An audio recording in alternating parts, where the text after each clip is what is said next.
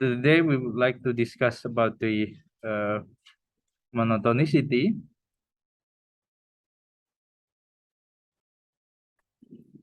and concavity, as well as the concept of the mean value theorem.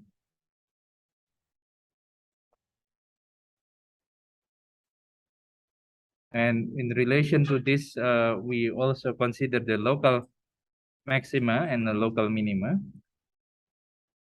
and local or minima, or I can abbreviate this as the local extreme values. So this is the main topic for the discussion for today. So let us start with the monotonicity. So the concept of the monotonicity here,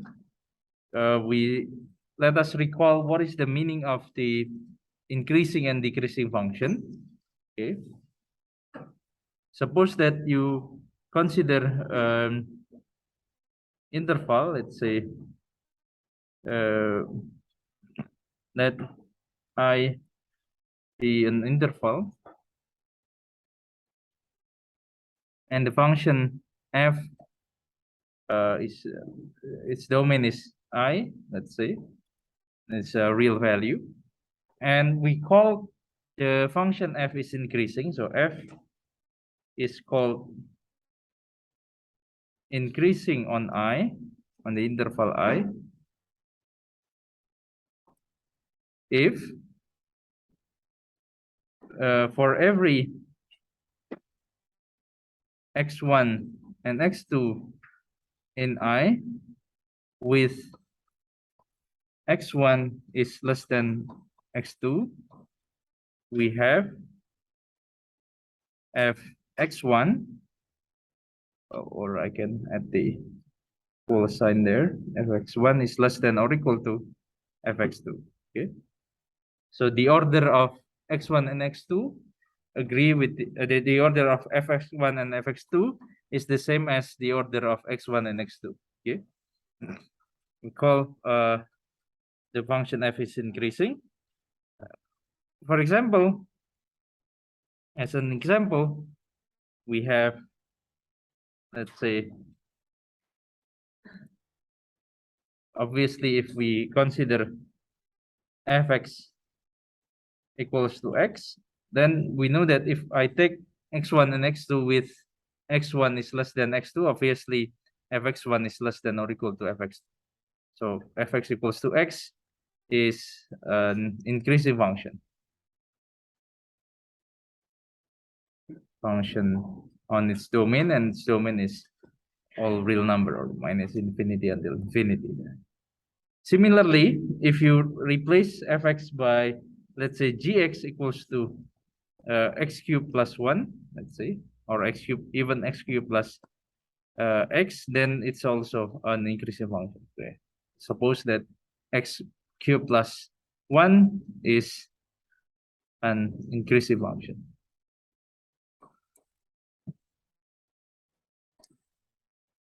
Increasing function on minus infinity, comma infinity. That's the example. Okay, so let us take a look at the picture. Okay, if you consider, okay, I will turn this off. For example, fx equals to x, or I take a look at the graph of y equals to x. Is here I have an increasing function. So geometrically, if you move from the left, then you will move toward the, and then the graph will move upward. Okay, if you move from left to the right, then the graph will move upward. Similarly, if I replace y equals to x here by y equals to x cubed, then I still have an increasing function. Okay? Even if I take a look at the sum of x cubed plus x there, then I still have an increasing function as well. Okay. Okay, so that's the example of increasing function. On the other hand, we also have the definition of decreasing function.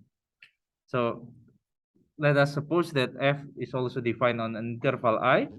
Then the function f is called decreasing, or it's the function f is a decreasing function, or is called a decreasing, if for every point on the domain, let's say x1 and x2 on the domain, with the order x1 is less than or equal to x2, we have the opposite order. fx1 is greater than or equal to fx2. Okay, so obviously you may take, let's say, the example of decreasing function. Okay, let's say you may take fx equals to minus x is decreasing, is a decreasing function, or is decreasing on the whole real line. Similarly, if you add, let's say fx or gx equals to minus x cubed, then it's decreasing as well on R3, on R. Okay, so if you take a look at the picture, just simply multiplying by -1, for example, y equals to minus x, you have the decreasing function. So geometrically, similar as before, if we move from the left to the right, okay, if x is moved from the left to the right, then the graph of the function or the curve here is moved downward. Okay, if you move from the left to the right, then the graph is moving downward. Similarly, if you consider, let's say, minus x cubed as well, it's also a decreasing function. Okay, the same applies if we consider minus x cubed, let's say minus x. Even if you just add it by 1, then you still have a decreasing function. Okay, all right. Okay, of course, in some cases the function is not decreasing or is not increasing and on its domain. For example, if you consider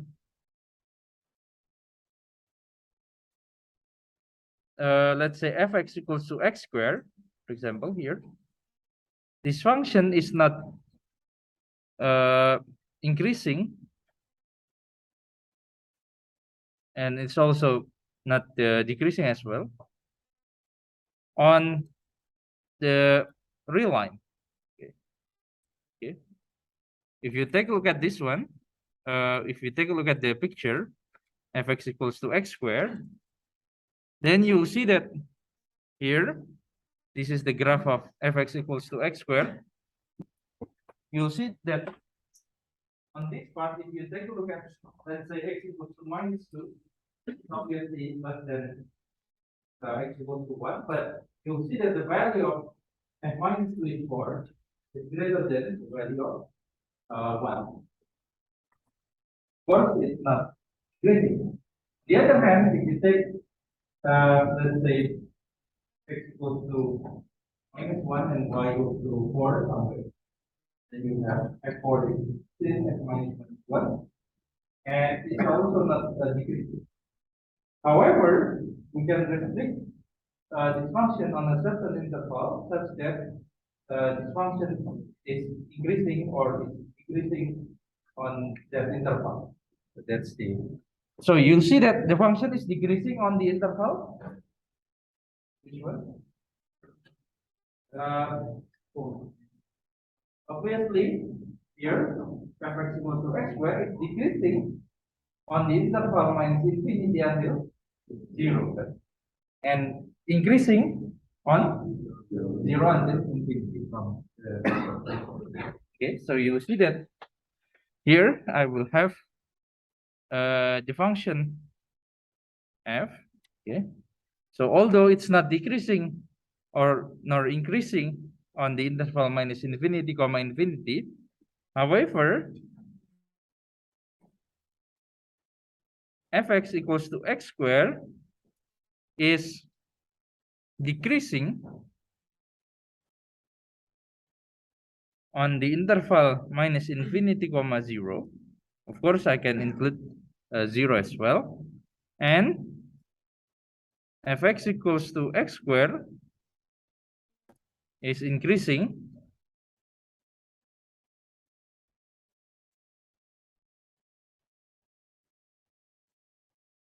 on the interval 0 comma infinity. Okay, this is the example. Okay, so you'll see that in a certain case we will have a function such that it's not increasing or not increasing on its domain. However, on a certain interval, we do have the conclusion that the function is,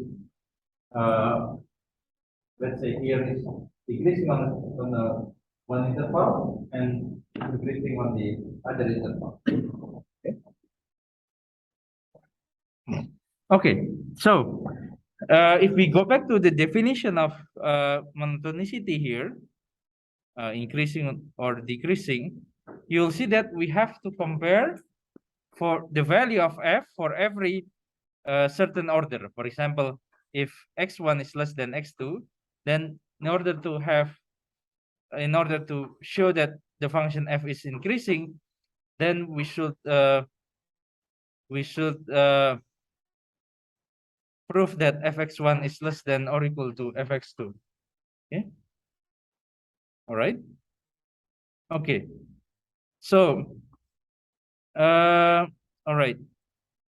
On the other hand, if you want to show that the function is decreasing, then if you are given the order x1 is less than or equal to x2, you should prove that fx1 is greater than or equal to fx2. Okay. All right.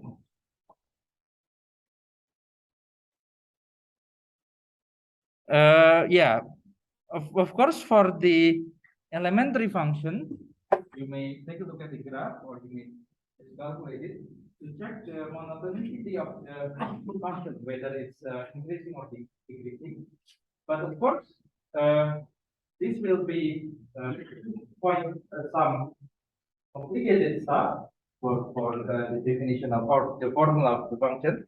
Then we need to find some tool to make the verification easier. Whether we have the criteria for the increasing and or decreasing as well. Okay. So the answer will be, we will check the monotonicity of the function by take a look at the sign of the derivative on the interval. Okay. So the idea for this is that we will use the so-called the mean value theorem for derivative. Okay. So the idea is to use the mean value theorem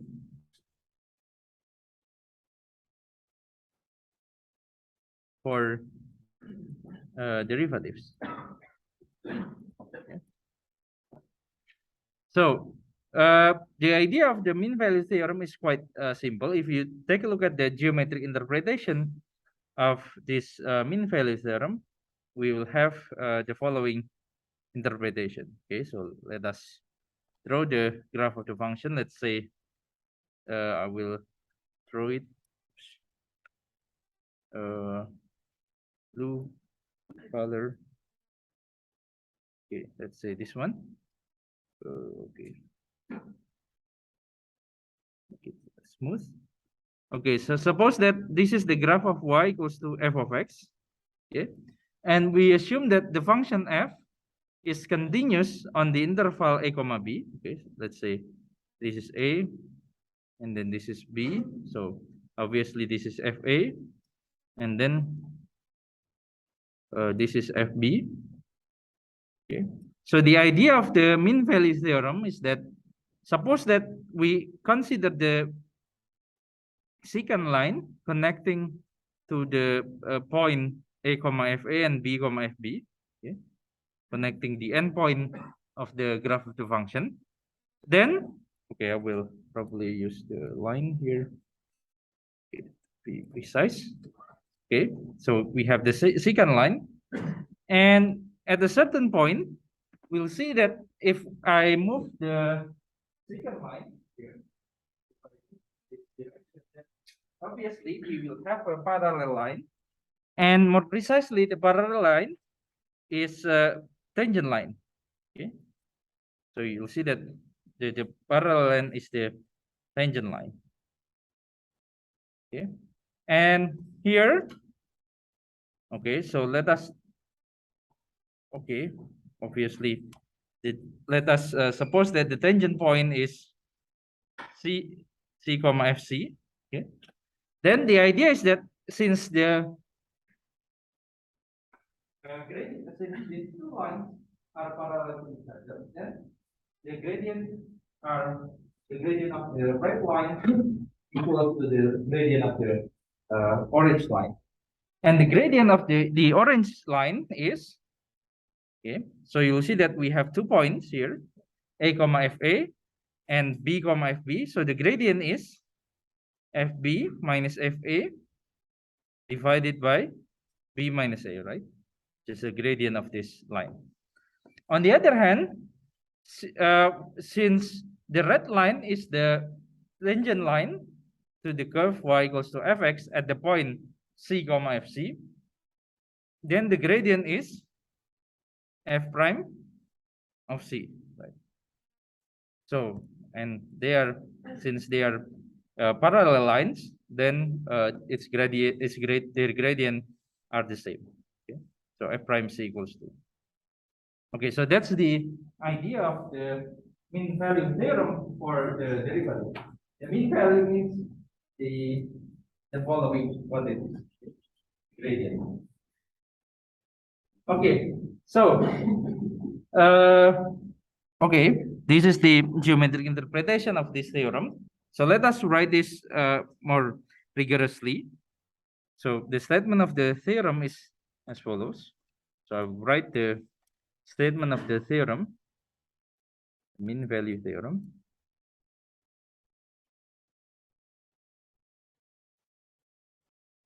The statement is as follows. So let the function f, suppose that the function f is a continuous function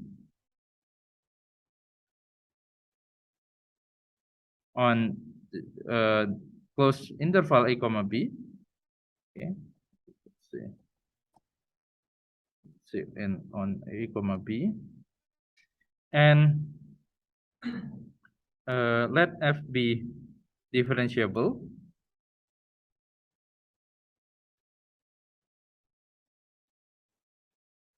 on the open interval a comma b, then there is or there exists c in between a comma b,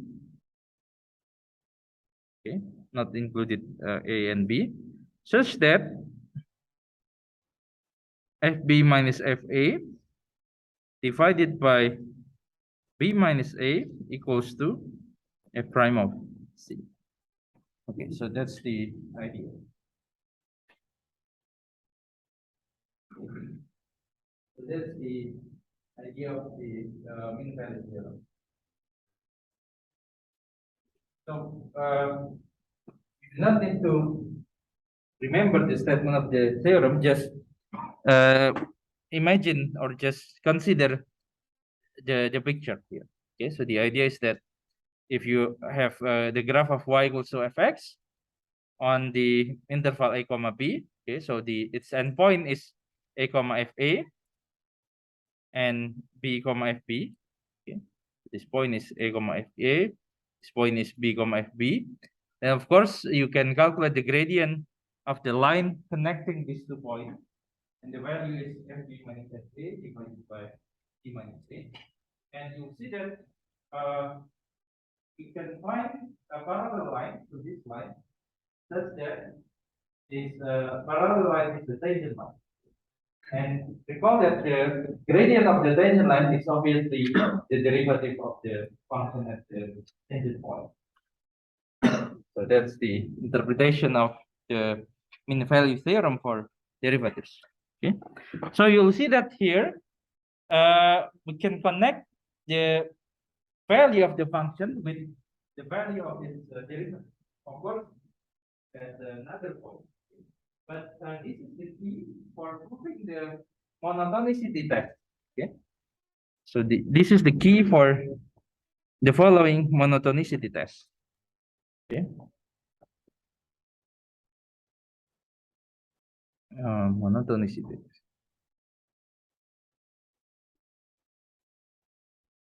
Or the first derivative test for monotonicity. Okay. So the idea is that suppose that f.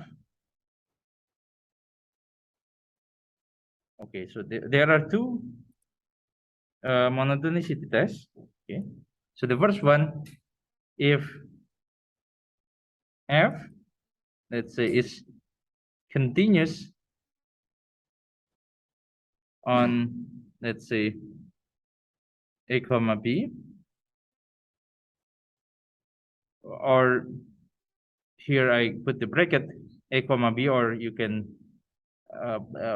replace this interval by the open half closed interval, okay, or even the open interval, and f prime of x, let's say, is positive on the open interval, or for every x in a comma b, then f is increasing on a comma b. And then once again I put the bracket, or a without b, a without a comma b, or the open interval. Okay, so the idea is that we do not need to check for every pair of points 1, 2, and then we compare the value of fx1 and fx2, but can check the value of its derivative. In fact, not only the value, but the sign of the derivative, whether it's positive or negative. Okay, you can expect that if I replace the hypothesis here by negative derivative, then you may expect the conclusion is a decreasing function. Okay, and indeed, if f is continuous on the interval a comma b, or okay, alternative a comma b, or a without b, or the open interval a comma b, and now f prime of x is negative for every x in a comma b, then f is decreasing on the interval a comma b, or depends on whether the function is continuous at the boundary or not. A comma b, a comma b. Okay. Okay. Okay, so let us take a look at the proof of this theorem by using the mean value theorem. The idea is simple. If we take 2 points, okay, let's say x1, x2, on the interval, let's say comma b, or the open interval comma b, then we may assume that there is we may find a function in between x1 and x2, such that the derivative of the function at that point equals to the mean value of the function f on the interval x1, x. And then, since we know the order of x1, x2, we know the sign of it. And since the hypothesis says that the derivative is always positive, then the sign of fx1 and fx1 minus fx2 is the same with the sign of x1 minus because the positive. Of course, in the second statement, just simply replace the positivity by negativity of the derivative. Okay, so we can prove on. We may only prove the first statement of this monotonicity test. Okay, so I will write the proof. So proof of 1. So proof of 2 is omitted because it's similar. Okay. So let us take let x1 and x2. Okay, without I can let's say choose one of these interval. Let's say the closed interval. Let x1 comma x2 in a comma b. Then okay, of course I have to decide what is the order. Let's say the order is x1 is less than x2. Obviously, we can omit the case where x1 equals to x2 because and in that case fx1 equals to fx2. Okay, so if I start with this, then I can consider the mean value theorem on the interval x1, x2. Okay, then f is continuous on the interval x1, x2 here, and f is differentiable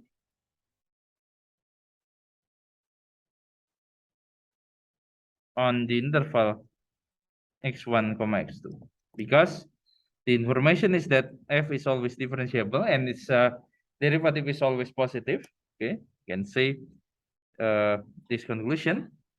Okay, so now I can use the mean value theorem. So by the mean value theorem,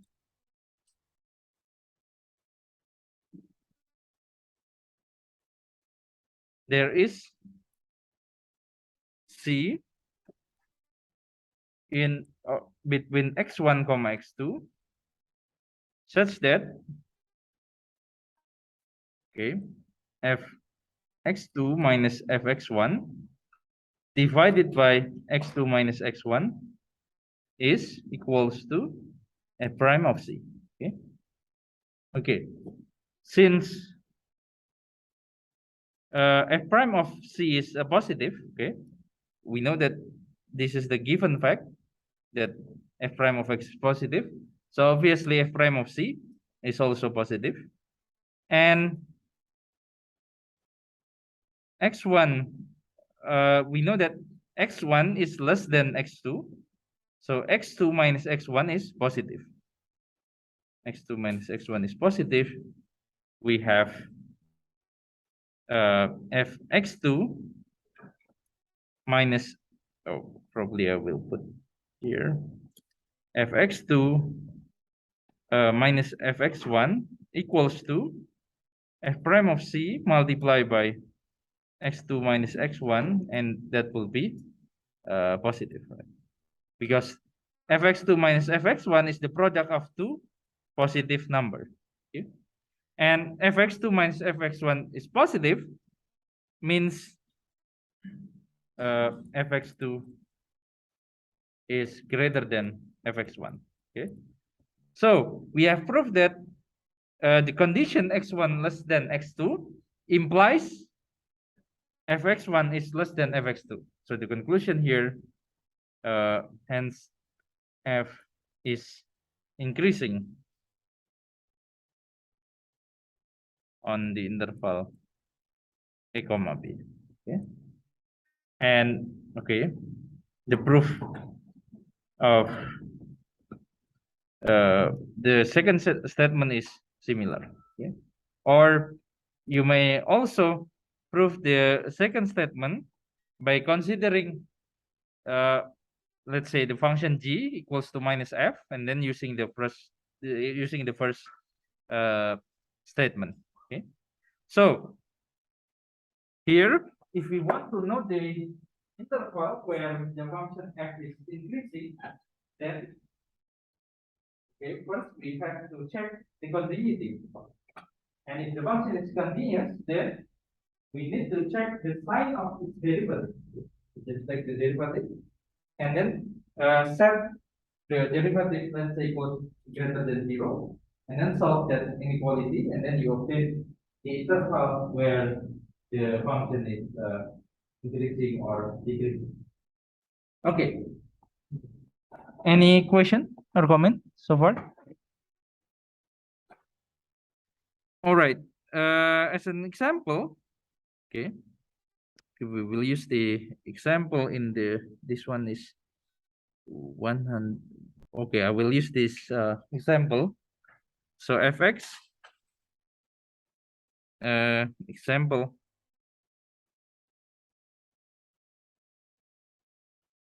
Okay, so let us consider fx equals to 1/3.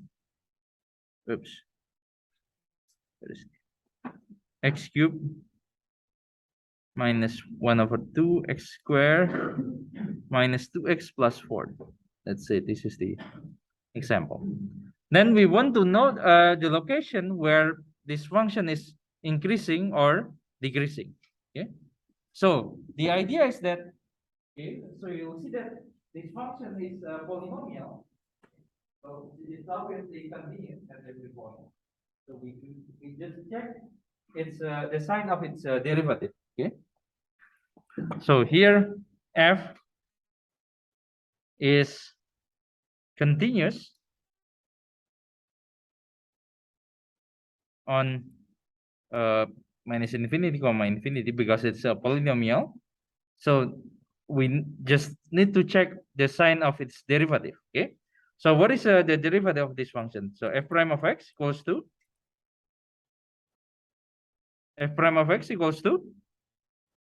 the derivative of 1/3 x cubed is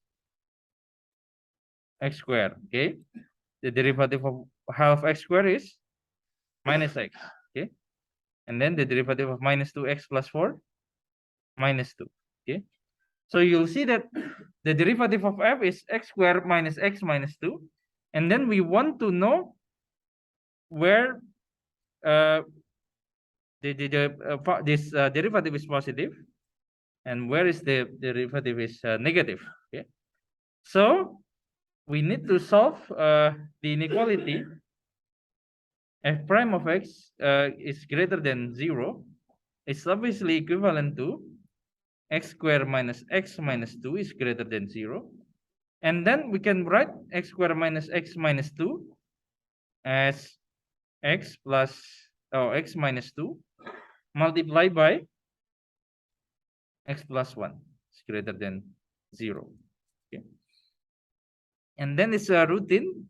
We know that we can divide the real line on by 3 parts, and x equals to -1 and x equals to -2 are separating the real line.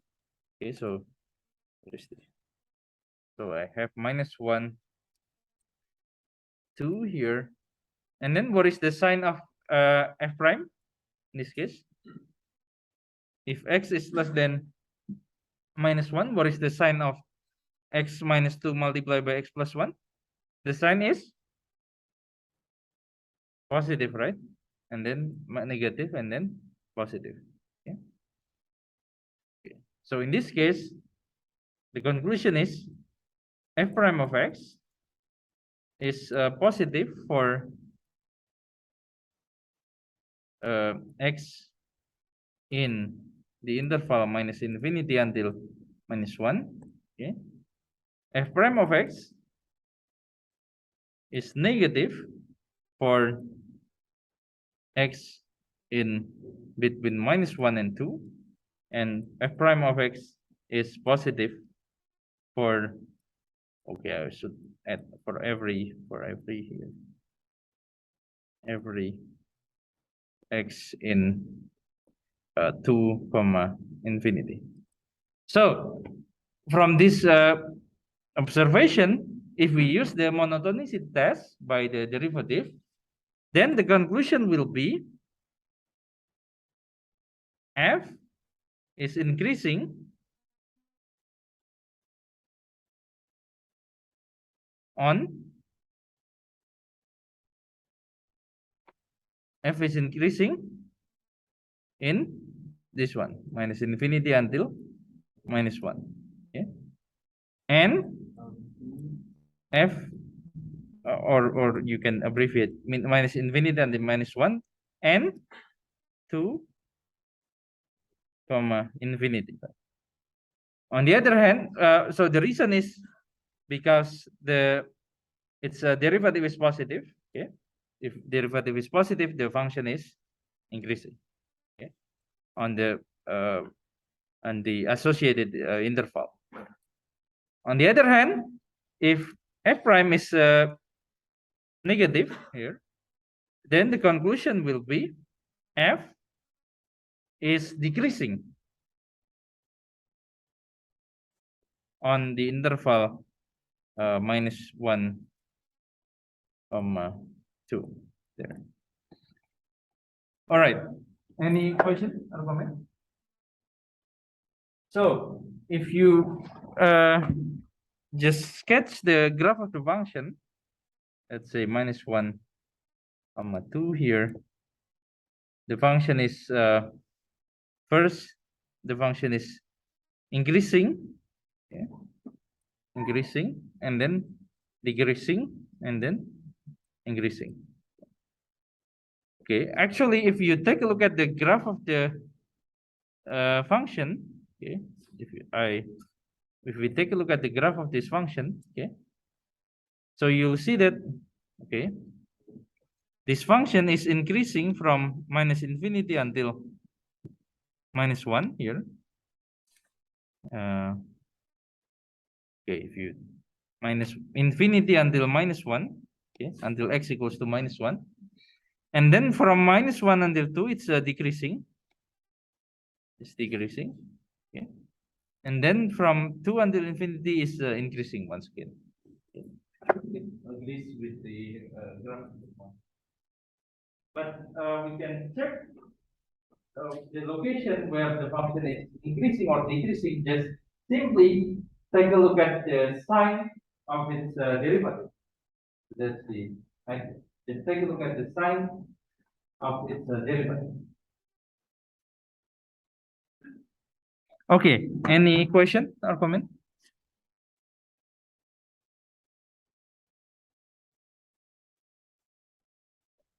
Okay. So, okay. So now we have the connection between the derivative and the monotonicity. So if f prime of x is positive, then the function is increasing. And if prime of x is negative, then the function is decreasing. Okay. And then we can use this effect later on in the discussion of the local maxima and local minima to decide the type of local extreme value. Okay.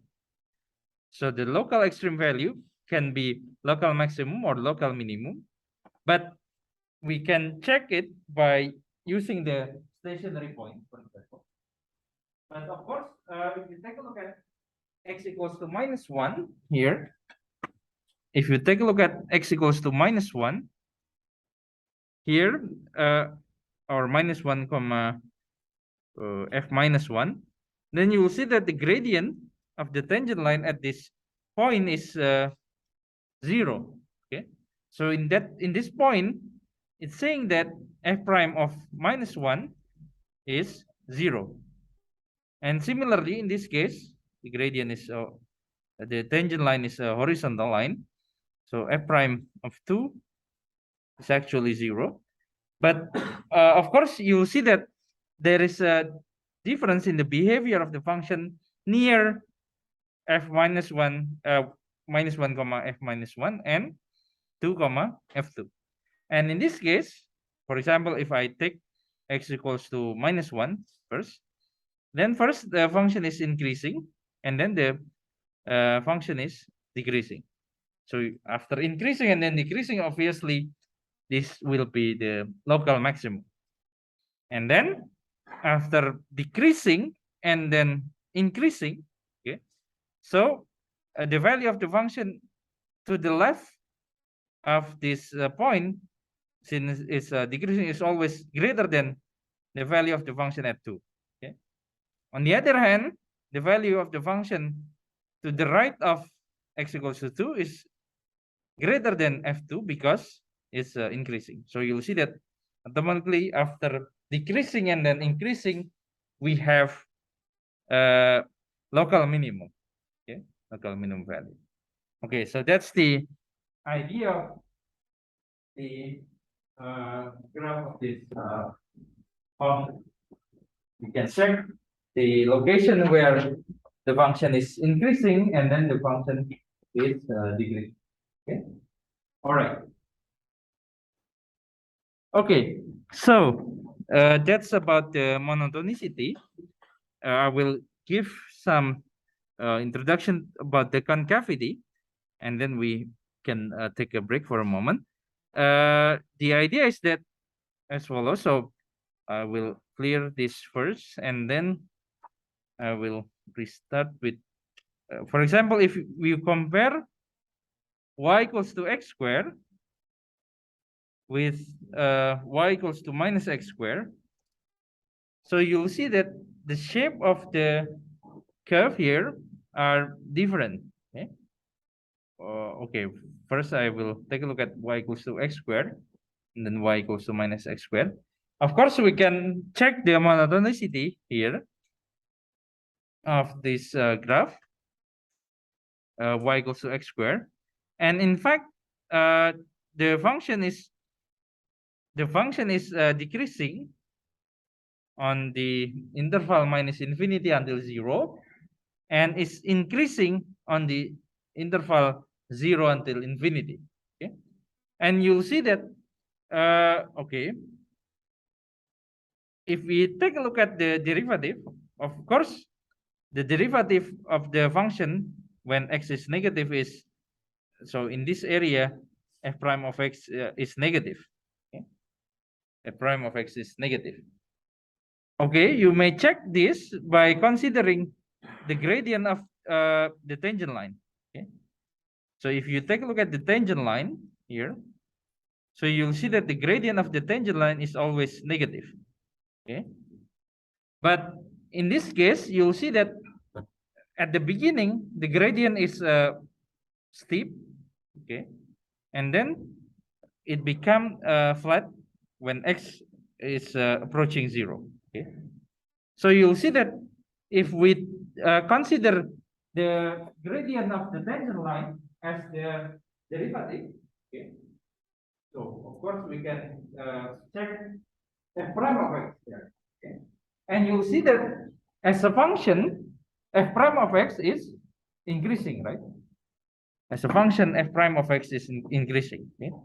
From, let's say, you can imagine this is, let's say the gradient is -10, you can say -2, -1 until 0. On the other hand, if we consider this side, f prime of x is positive, and then if I consider the tangent line, the meaning is the value of f prime of x. So you'll see that at the beginning, the gradient is 0, okay, then become positive, and become steeper. Yeah, so the gradient is so the tangent line becomes steeper, and then the value of the gradient is increasing. Okay, from 0, positive, until very positive. Overall, you'll see that as a function, f prime of x is increasing in this case. Okay, as a function, f prime of x is increasing. Okay. All right. On the other hand, if you consider the graph of, okay, so this is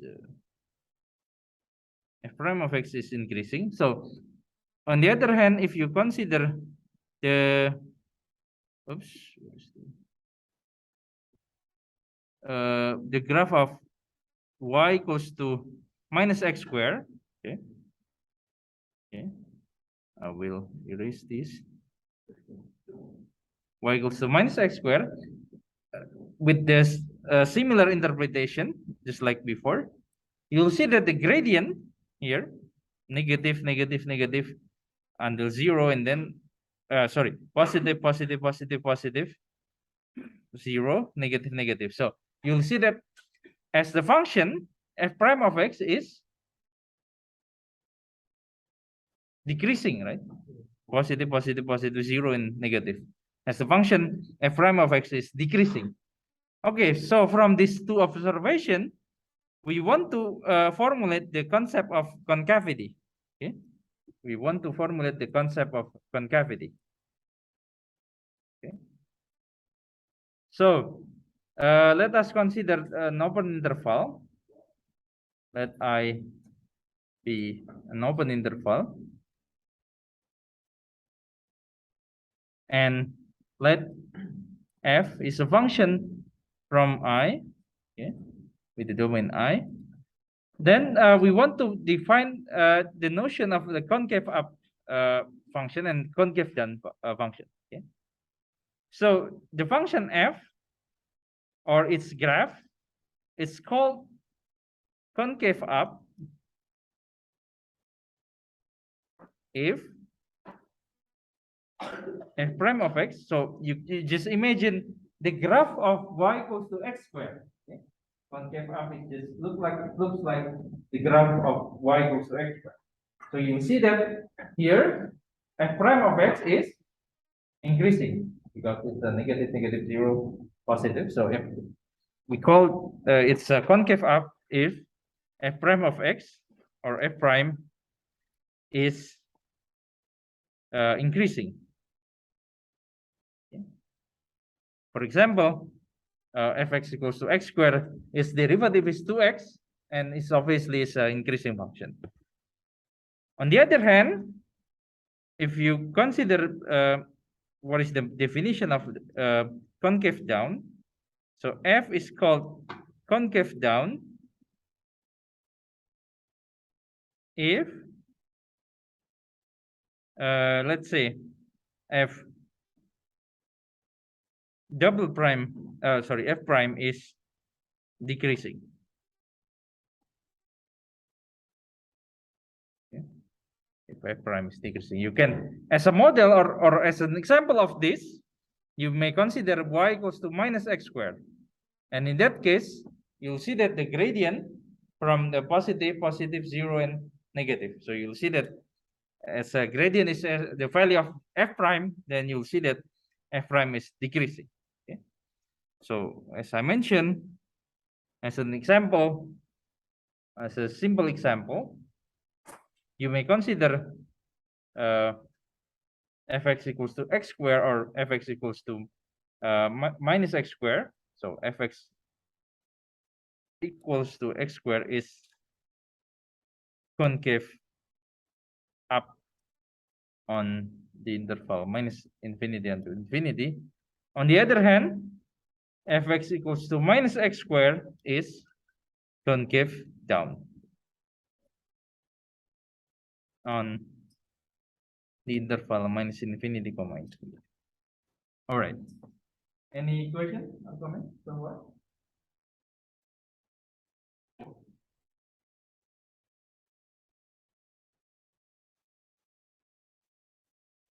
Okay. Any question or comment? Okay. So actually we can see the relation. Okay, if I go back to the monotonicity test. So if f prime of x or f prime is positive, then f is increasing. Okay? And then on the other hand, if f prime is negative, then f is decreasing. Now we want to interchange the role of f and f prime. Okay. So in order to have f is concave up, we have to make sure that f prime is increasing. Okay. And in order to check the monotonicity of f prime, okay, and in particular, if we want to guarantee that f prime is increasing, then we should check the sign of the derivative of f prime, which is f double prime. There is f double prime. So we may say that if f double prime is positive, then f prime is increasing, right? If f double prime is the derivative of f prime is positive, then f prime is increasing. And f prime is increasing means f is concave. On the other hand, if f double prime is negative, or the derivative of f prime is negative, then f prime is decreasing. And since f prime is decreasing, then f is concave down. So we may check the concavity by checking the sign of the second derivative. Okay. So for example, if you consider this, it's fx equals to x squared. Its derivative is 2x. Its second derivative is 2. It's positive, so it's concave up. And then the first derivative of minus x squared is minus 2x. And the second derivative is minus 2. It's negative, so it's concave down. So we may check the concavity by the second derivative. Okay, so and we can say concavity test by second derivative. Okay, the second derivative. So in this case, if f double prime of x is positive for every x in the interval I, then f is concave. Then f is concave. Hello? Concave up on the interval I. On the other hand, if f double prime of x is negative for every x in the interval I, then f is concave down on the interval I. Okay, so we may use this test for checking the location where the function is concave up, the graph of the function is concave up, or the graph of the function is concave down. Okay. Okay. Any question or comment? Okay, so let us consider the previous example. Oh, I have erased it, but okay, I can recover x. Its first derivative is x plus 1 and x minus 2. So the function should be minus 2x squared minus 2x plus 4. Okay, so that's the this function, right? The previous function. Okay, so if we start with fx equals to 1 over 3x cubed minus 1 over minus half x squared minus 2x plus 4, then we want to know the location where this function is concave up or concave down. Okay, so I can go back to the whiteboard to write the definition of this function. So start with f of x equals to 1 over 3 x cubed minus what is half x squared 2x plus 4. X squared plus 2x plus 4. not 2x, minus 2x plus 4. Minus 2x plus 4. And in this case, okay, if I want to check the concavity of this function, whether it's concave up or concave down, then we should calculate its second derivative. Okay, of course, its first derivative is x squared minus x minus 2, right? So its second derivative is double prime of x equals to 2x minus 1. So in this case, you'll see that f double prime of x is positive, is equivalent with 2x minus 1 is positive, and it's equivalent with x is greater than half. So in this case, I can conclude that f double prime is positive on the interval half, comma, infinity, right? Okay.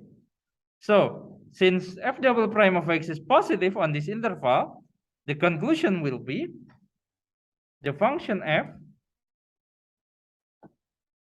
is, or the graph of the function f is concave up on the interval half, comma, infinity. On the other hand, if we want to check the location where f double prime is negative, then of course just the complement of this 2x minus 1 is less than 0, and then this saying that x is less than half. Okay. So saying that f double prime is negative on the interval minus infinity, comma, half. So the conclusion will be the function f is concave down on the interval minus infinity, comma, half. Okay, so f is concave up on half, comma, infinity, and f is concave down on minus infinity, comma, half. So let us take a look at the picture, the graph of this function. Okay. So you'll see that from minus infinity until where is half. Okay, I will zoom this out. Okay.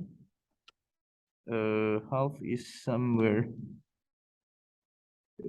here, something like this. Is concave down, and starting from half until infinity, the graph of the function is concave up. Minus infinity until half is concave down, and then from half, okay, so it's clear, till half until infinity, the graph of the function is concave up, concave down, and then concave up. Okay, of course, or the variation of this, sometimes for example, if you consider the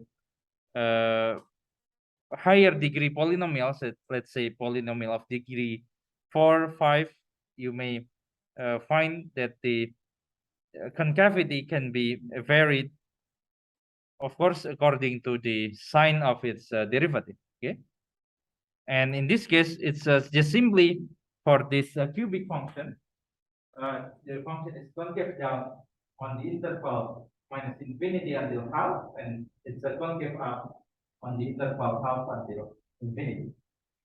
Okay. So we have learned the concept of monotonicity, namely increasing and decreasing function, and then we can check it by the sign of its derivative. It's the first derivative. And then we have learned the concept of concavity, concave up or concave down, and then we can check it by the sign of its second derivative. Okay, and then later on we will use these tools to learn how to decide the so-called the local extreme value, local maximum or local minimum.